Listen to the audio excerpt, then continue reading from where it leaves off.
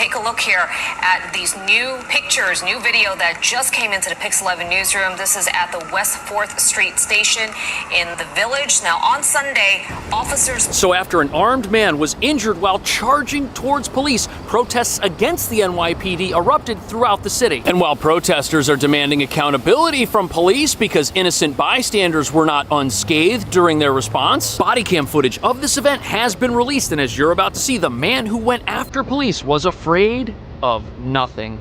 Just before 3 p.m. Sunday, surveillance cameras showing 2 officers following a man who appeared to jump over the turnstile carrying what appears to be a knife. Officers struck 4 people, including 2 innocent bystanders, as they attempted to stop an alleged fare evader. He comes back 10 minutes later, cops following, quickly approaching him on the platform and ordering him to drop that knife. Go drop the knife. Go drop the knife. This happened off a fare, right? This is what we're talking about, $2.90. I saw the video. I saw the steps those police officers implemented over and over again, trying to reason with the perpetrator. The suspect refuses, instead getting on the northbound L train with several passengers on board. The suspect then charges towards one of the officers. Now, police were after a man with more than 20 prior arrests who was evading his subway fare while armed with a knife. And after struggling with the perp, they shot at the individual along with 2 innocent bystanders.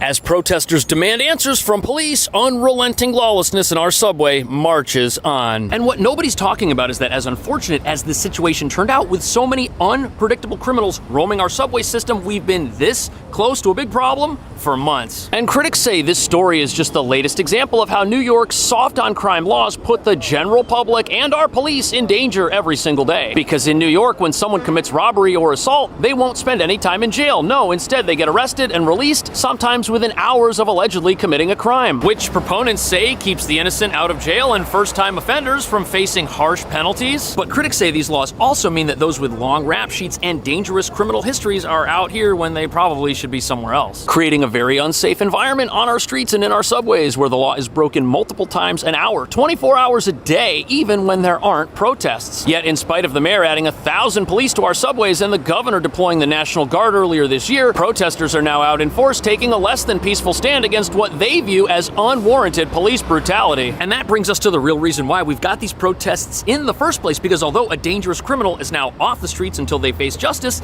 that did not happen without cost to the innocent. Yet critics say demonstrators have seized on the fact that innocent people were caught up in the police response. And they say many different groups are using that as justification for further lawlessness while protesting in our subway. But as you're about to see, the man who went after police did so while carrying a weapon. And observers say that left them with no choice but to give chase.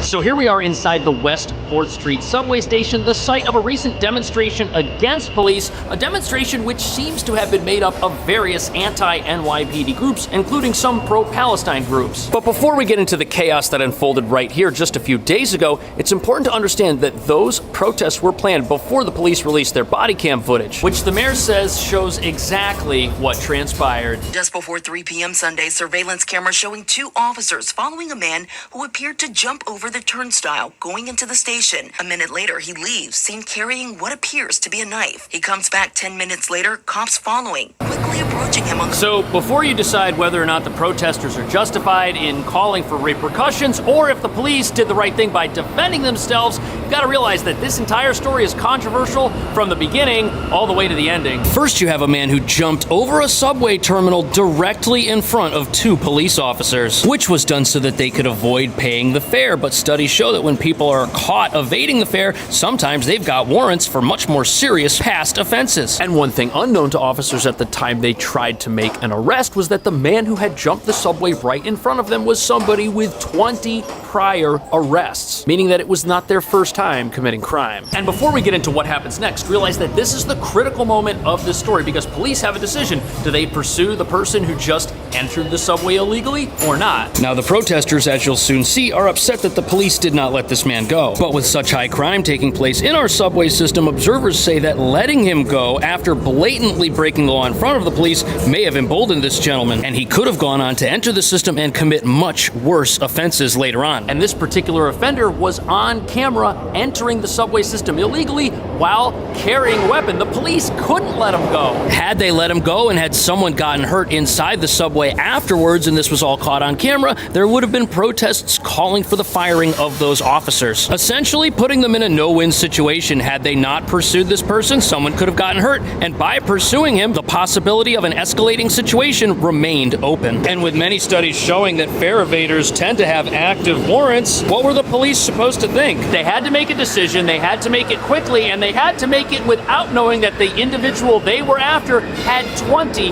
prior arrests. Cops following, quickly approaching him on the platform and ordering him to drop that knife. Go drop the knife. Go drop the knife. The suspect refuses, instead getting on the northbound L train with several passengers on board. Don't touch it. Put it down. Put it down. Put it down. Put it down. Now, after this clip, you're going to see exactly what happened when the police were forced to defend themselves, but did you see what happened there? This man did several things that escalated the situation from the very beginning. First of all, the man was approached by officers after entering the system, and he was told to put down his weapon, and he refused. And that right there shows the police that he's dangerous and forces them to stay with him until the situation is resolved. They cannot let him go at that point. Now, when that happened, there was no train in the station, but this guy made the situation worse by getting on a train after it showed up, putting the riders on that train in danger. Now, there are two ways of looking at this situation. Either the people on the platforms and in the train were in danger because police were involved, or they were in danger because a man had just entered the system illegally. But on the subway car, the situation just got even worse because the man still refused to cooperate with officers and let go of his weapon, putting the police in another no-win situation because had that train left the station with that man aboard, there's no telling what could have gone wrong. And again, at this point, the police find themselves in another no-win situation. They cannot break off this engagement. If they let him go after he refuses to drop a weapon that they know he's carrying, that's a dereliction of duty. And before we see what happens next, I've personally been on the subway with uncontrollable individuals who were really out of hand, and it's frightening. They berate other passengers. Sometimes they get physical for no reason, and there's no way to stop them once that train's in motion because there aren't police on the train. Put the knife down. Put the knife down. Cops at one point deploying their taser. The suspect then charges towards one of the officers, then shots. So one thing's for sure, the outcome here wasn't what anyone wanted, and although it may have only happened because police gave chase, it also could have been prevented had this person carrying a weapon, acting erratically, obeyed the commands of the officers and complied with their requests. Requests which were given to him before he had boarded a train and was just waiting on the platform, and which were reiterated when he tried to board a train with passengers on it before he rushed at the police. What's also pretty obvious is that this individual was not afraid of the police one bit, which means that he probably wouldn't have been afraid of the other passengers on the train either. And even though this situation ended with innocent people getting hurt as the police responded to this person who was rushing them, letting this individual go may have put other passengers in danger without the presence of police. And think about this for a second. If this guy had been on a train with no police and started a fight with somebody, what would have happened? We know he was armed, and we know he wasn't afraid of anything, possibly leading to a situation where the people on that train were faced with having to defend themselves without anybody there to protect them. A situation which nobody wants to find themselves in while riding our subway, that's for sure. And unfortunately in this city, Good Samaritans don't exactly have the best track record when it comes to engaging with dangerous criminals without police around. And there have been recent instances where members of the general public tried to defend themselves from somebody who was armed and were prosecuted by our legal system for doing that, which is the same legal system that allows these criminals to walk our streets without putting them in jail. But even though police body camera footage has been released to the general public, there have already been massive protests and demonstrations against the NYPD. And critics say that some of the protesters involved in these recent demonstrations don't really care if the police were justified at all in their actions.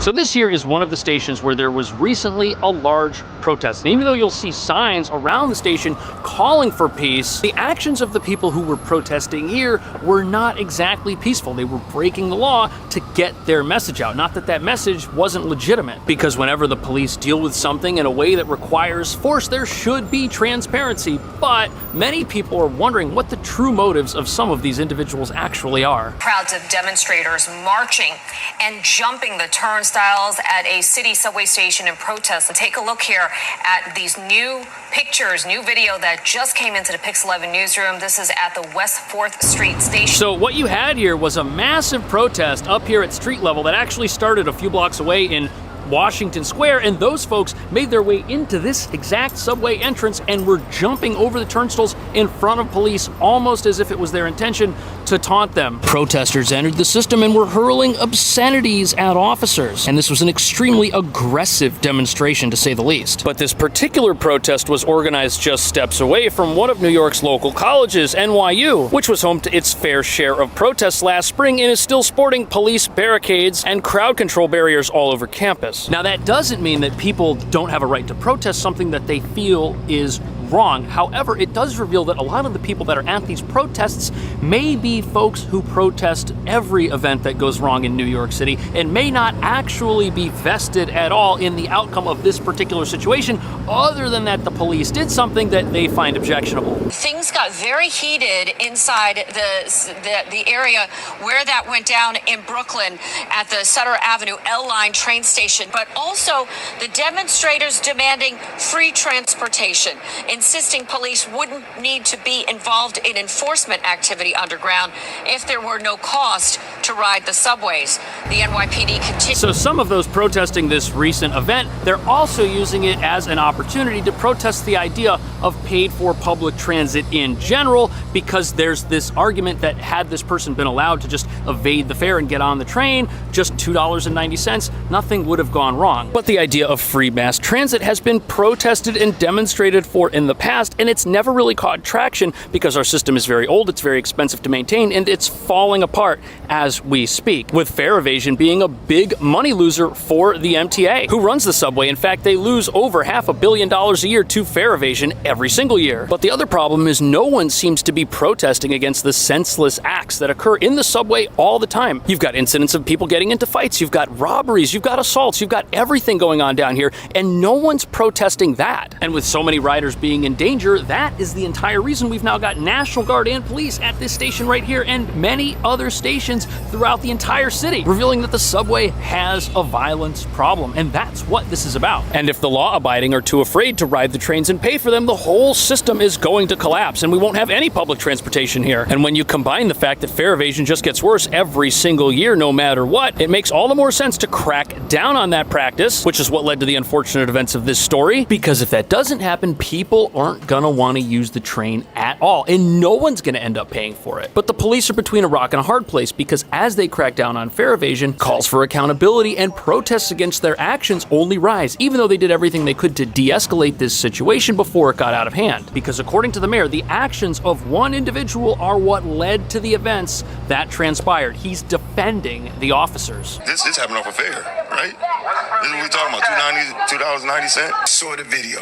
I saw the steps those police officers implemented over and over again, trying to reason with the perpetrator. So that right there, Mayor Adams, who most people don't know was a former 22-year veteran of the NYPD. He saw the footage and he's standing behind the officers. And he's backing up their account of a situation that they tried multiple times to de-escalate in a non-violent, peaceful manner, which the perpetrator did not want to happen. Remember, they tried to end this situation 3 times. First, before the person got on the train. Second, when they were on the train. And third, when the person got off the train and then confronted them. And this brings up another aspect to this whole discussion, which is that many of the folks that are upset with the actions of police want to see the police force defunded. funded. But critics say you could make an argument that when the police are in a very dangerous environment with marauding criminals throughout our subway system that have long rap sheets, they actually need more training and more support than we're giving them. And if we give them less support, that actually makes it harder for them to do their jobs in a safe manner. It makes them less able to defend the general public who need to use the subway to get to work from those very same criminals, and it raises the likelihood that inexperience could lead to someone getting injured, which is what happened when somebody brought a weapon into the subway and disobeyed the commands of police to put it down. That raises a big question. Is this really about $2.90 fare evasion, or was this about a criminal entering the subway with a weapon and refusing to obey officers who told him to put it down? Is this about a situation that could have potentially been much worse than it ended up being? And do protesters have a right to be upset with how the police handled this situation? And was this a no-win situation created by our laws that have allowed people with long rap sheets to roam our streets as free individuals who then commit